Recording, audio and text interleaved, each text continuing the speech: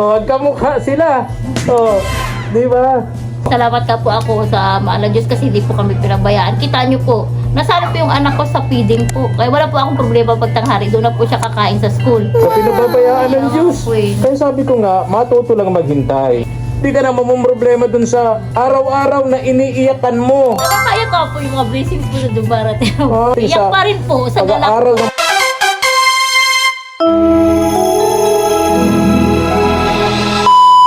Subscribe to my channel. Good morning, ang mapagpalang umaga po sa ating lahat, mga katuwang.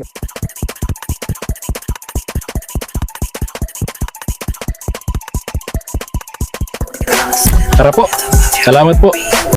Ayan. Sama si Papa P at gusto niyang makilala yung kanyang tatay dito.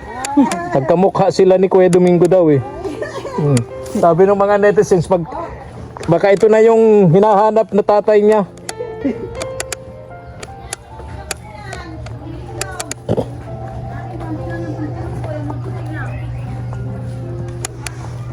Baka ito na yung tatay mo, Papa P.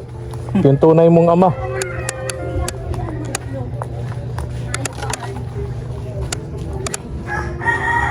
Tao po. Morning po, may tao dyan. Ay, good morning po. Jinky, Yancy. Ate Jinky. Gandang hapon. Ay, gandang tanghali po. Ay, gandang tanghali po. Oy. Nagsasaing po ako ay. Ha? Nagsasaing po. Oy, Kuya Domingo. Tuloy po. Oh, kumusta kayo? Okay lang po. Saan ang mga bata? Nandito po sa loob. Okay. Kumusta? Okay lang po. Galing ako dito ng isang araw. Po, ano po ako, nag-meeting po para sa feeding po ni Akisha. Okay. Po. Ang naabutan ko rito si Kuya Domingo tsaka si Or po. si Nicole. Bukas nga po, paalis na po yun eh. Bukas na paalis. Bukas ng hapon po, yung ano niya. So bukas na gabi, biyahe na siya. Opo. Papunta ng Maynila, si Opo. Nicole. Tsaka Bulacan. Sa Bulacan po siya. Sa Bulacan siya tutuloy. Opo. Ang trabaho niya sa Bulacan. Opo. Okay. Okay. Very good. So, at least may trabaho na si Nicole, May pamasahe na rin siya kasi Kaya yung binigay ko sa kanya, may sukli na 600, tapos may 2,000 nabigay si Sir Perch, bali 2,600 something yun, So, bigyan ko ng pera tsaka yung groceries na dinala ko dito ng isang araw, Oo nga po. Okay, so di na ako nagdalang bigas at marami pa kayong bigas.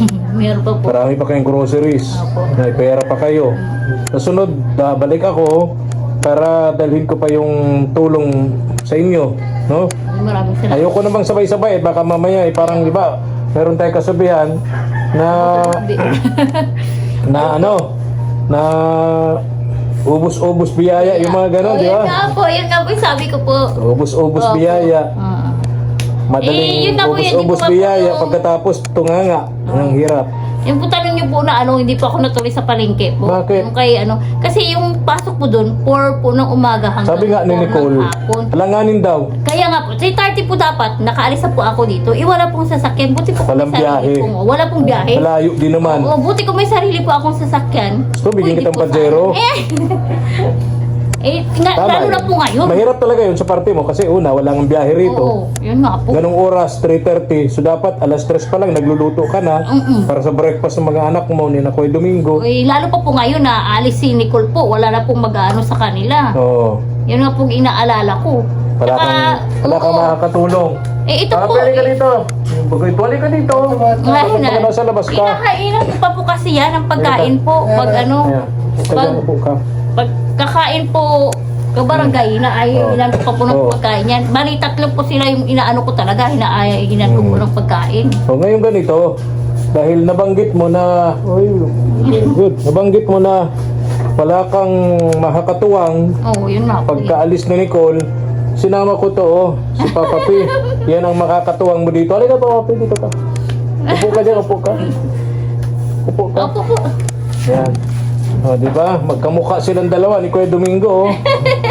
Di ba? Pare Parehas sila. Oh, parehas ang ngiti. Dala, sige nga. Sige nga, ngiti ka kayo, Kuya Domingo. Oh, ngiti ba? Pigilan. Di ba? Magkamukha sila. Di ba? Kaya nabanggit kasi ni Ate Jinky na wala siyang katuwang. Yun nga po yun. Kasi alis si Nicole, mahirapan ka. So ito, si Papa P, bahala ka na dito. Ha? Medyo malakas nga lang ang kain yan. Hindi yan. Yan, bahala ka na dyan. Iwanan ko na yan dito si Papa P. Para may katuwang ka na. Ano nga po, kabarangay. Oh. Salamat ka po ako sa Maalang Diyos kasi hindi po kami pinabayaan. Kita nyo po, nasalo po yung anak ko sa feeding po. Kaya wala po akong problema pag tanghari. Doon na po siya kakain sa school. Si Akisha po. Tapos may allowance pa siya. Opo, yun. Tapos yung ano ko po, grade 7, nasali rin po sa feeding. Delivery ka na. Pag umaga po, kahit na hindi pa ako babao ng almusal, may ano na po sila. May pagkain na sa Opo, school. Yun nga po, So maganda. ang obligasyon mo na lang sa kanila, umagahan, tsaka hapunan. Opo, yun na lang po. Yung tanghalian, libre na sila sa Libre na school. po, opo, yun na po. Di ba? Hindi po ba, hindi po ako pinababayaan po talaga. Di ka pinababayaan ng Kaya Diyos. nga po eh. Kaya sabi ko nga, matuto lang maghintay. Kaya nga po. Di ba? Kahit na po na Hindi na tayo po pababayaan ng Diyos. Pakiramdam natin lagi sa tuwing tayo naghihirap, sa tuwing tayo nakakaranas ng kahirapan, lalo sa mga pinansyal na bagay, lagi nating iniisip, pinababayaan tayo ng Diyos. Huwag ganon. Tingnan mo, patunay na hindi, no? Kasi sunod-sunod yung mga tulong na dumating. Tapos, ito may libreng pagkain pa sa school kasama yung mga anak mo. Kaya nga po. Tapos ngayon, isa pa sa good news, swerte. Una, meron ng allowance yung mga anak mo. Di ka na mamumroblema dun sa Tsaka sana po. araw-araw na iniiyakan mo Kaya nga po. ng allowance ng mga anak mo. Nakakaya ka po yung mga blessings po na dumarating. O, di ngayon wala ka nang iiyakan. Kasi madalas napapansin ko, pagdating Iyak sa pa rin po sa galak. pag-aaral ng mga anak mo, iniiyakan mo talaga. Yun po talaga. Kasi ayaw mong matigil sila. Opo, yun po talaga. So may good news na ako sa iyo. Pangalawa, ito pa. Ayan, dala-dala ko dito. Oh. Yan ang magiging katuwang mo dito. Saan mo pwedeng pahigain yan dito? Dito po, katabi ni Ha? Domingo po. Katabi na, no? Ni Domingo po. O, Papa P, okay sa'yo? Ha? Okay lang. Ha? Okay na daw po. Oo, masaya ka na. Naghahanap din ng trabaho si Papa P. Okay. Sabi ko sa kanya, dalawa yan. Pag naghanap ka ng trabaho, huwag ka nang umasa ng sweldo. Kaya, walang sweldo si Papa P. Volunteer yun kasi ang hinahanap niya trabaho. Opo. Diba? Hindi naman niya hinahanap ang sweldo. So, okay na yon ha? May dalawa akong good news. Yung para sa allowance ng mga anak mo at ito si Papa P, magiging katuwang mo yan dito. Diba, Kuya Domingo, okay lang sa'yo? Okay. Dito na si Papa P. Okay. Ha? Oo, pa po. Kasya kayo dyan? Kasya kayo dyan? Hindi mo kaya yata eh. Ha? Hindi kasya? May sikip. Sikip ano? Saan mo gustong pahigain si Papa P? Sa ano? Ha? Kwarto. Sa kwarto? O sa kwarto daw? Oh, paano sa kwarto may higa si Papa P? Paano yun? Ate Jinky, ano sasabihin mo kay Papa P? Ano sasabihin mo sa kanya? Volunteer yan ha. Wala kang babayaran dyan kahit 5 duling. Gratis it amore. Sabi nga. Libre. Oh, ano sabihin mo sa kanya? Salamat po. Kasi po, tutulong po siya kahit po wala pong bayan. Ha? Oo, tutulong siya kahit walang bayad. Magsabi ka lang kung anong gustong ipagawa mo sa kanya. No? Tulong siya sa iyo. Tutulungan ka niya rito. Ano mga ipapagawa mo sa kanya, Ate Jinky? Papaigib lang po. Yun lang po yung ko, yung pag-iigib. Pag-igib lang? Wala ka nang iba yung papagawa? Ha? Wala naman po. Wala na? Wala ka? Sa pila Papa P, yung daw gagawin, pag-igib lang. Wala nang iba. Oh, ganito. Kumain na kayo? Hindi pa po, nagsasahin pa lang po ako. Nagpe-prepare para sa tanghali. Asan yung mga bata? Ayun, nag-bless nga pala sa akin yung lalaki, yung babae. Ay, Keisha! Nandiyan po sa nandyan. Keisha! Si Nicole. Nandun po naglalaba kasi. Naglalaba kasi paalis na. Ay, Sabi ko naman, ay, very good. Sabi ko naman kay Nicole, huwag kayong pababayaan. Pag may sahod na siya, sabi naman niya, nag-promise naman yung anak mo, si Nicole, na pag sahod naman niya, talagang hindi kayo pababayaan. Padadalhan niya raw kayo pag ano po rito. niya doon, may trabaho na po siya. Kaya nga, naghihintay na yung trabaho, ano? Very good talaga. Kaya, pag mo nang iisipin na pinabayaan ka ng Diyos, Hindi naman po. sa Kasi, dami ng problema, dumarating, pagsubok. nung sa Manila po kami, lagi naman po kami nagsimba po. Tama yun. Kada linggo Tama, po yun. Tama Saka yun. nag-serve din po kami, mga ano. Tama yun. Asan si Nicole sa likod? Andun po sa may balon po. Sa balon, naglalaba, malayo yun, ano? Sige. Dito nga lang po kami hindi nakapagsimba. Oo nga, okay. O di ganun na lang, ha? Ingat kayo. Sana yung pera, nabigay ko na dito kay ano? Hindi pa. Ito, 750 ito, ha? Kaya wala akong barya. Pakibigay mo yung 250. 20. Kaya, Pakibigay mo yung 250 doon kina ano, sa Tres Marias ni Ate Malu, ha? sige po, opo. Pakibigay mo yung 250 doon sa Tres Marias ni Ate Malu, ano? Ayan, allowance yan nung anak mo, dalawa. Okay? Ma'am, Ma'am Lola Jet and Lola- Lolo Hermes. maraming salamat po Lola Jit and Lolo Hermes sa tulong po ninyo. God bless po. Sana po, wag po kayo magsawang tumulong po sa amin. Oo. Ate Jinky, isa lang ang pakiusap ko. Opo. Kahit hindi nyo kami maalala, kahit di nyo kami kilalanin kung sino kami, marami kami tinutulungan, di kami kilala kung sino kami. Kilala po. Pero, isa lang ang pakiusap ko. Opo. Huwag na huwag ninyong kalilimutan yung pangalan ng mga taong tumutulong sa inyo. Kaya nga po yun. Tulad nito, ni Lola Jet, ni Lolo Hermes. Yung mga bata nga po, alam na rin po yan eh. Kaya nga. tanong ko nga po kagabi. Oh, yun lang ang pakiusap, wala nang iba. Kami, wag na ako.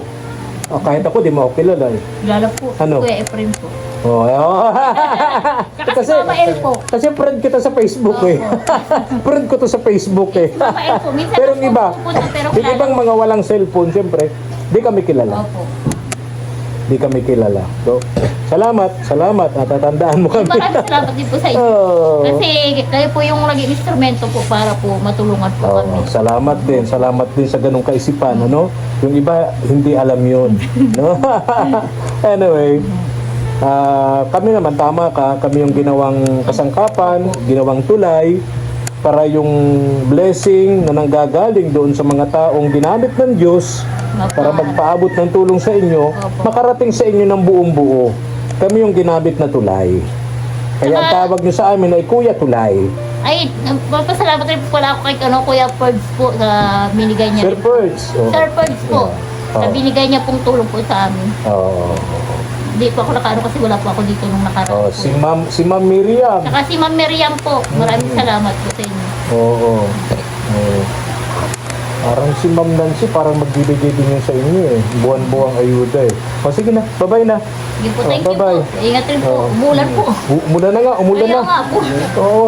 Pag nasa bahay ako, hindi umuulan. Pag ako'y namamahinga sa bahay, hindi umuulan. Ang sarap mamahinga na umuulan kasi malamig. Kaya nga po. Pag nasa labas ako, saka umuulan. Pero, blessing yun. Kaya nga po. Blessing yun. Kuya Domingo, alis na ako, ha? Ingat ka, ha? Abot mo ka na ulan. Oo, tama. Kaya nga Inabot po. nga. Inabot na ng ulan. Bye-bye na. Bye-bye. Thank you po. Thank you po. Ate Jinky, ingat kayo, ha? Sige. Pero yun po, ingat rin po. Kasi Sabi baka na lang kay madulas naman po Nicole. kayo dyan. Happy trip. Sige. Na kay Nicole, ha? Doon sa anak mo. Kaya no? nga po. Oo. Pag-pray mo din sa biyahe niya, no? Alam naman niya yung biyahe niya kung... Oh, alam niya po alam yan. naman niya. Sanay naman siya sa biyahe, ano? Sanay na po siya. Oo. Mag-isa. nga. Opo. Tsaka ano na, sa tamang edad na. Alam na niya ang tama at mali. Kaya nga. Ano? Bahala na siya kasi yan na po yung decision niya. Eh, wala na akong mag-agawa. Siyempre, nasa tamang edad naman na siya para maghanap buhay. Kaya nga. Para itaguyod yung kanyang sarili. Di ba? Ako, ito na. Ito na po yung ulan, mga katawan. Ayan. Thank you for watching.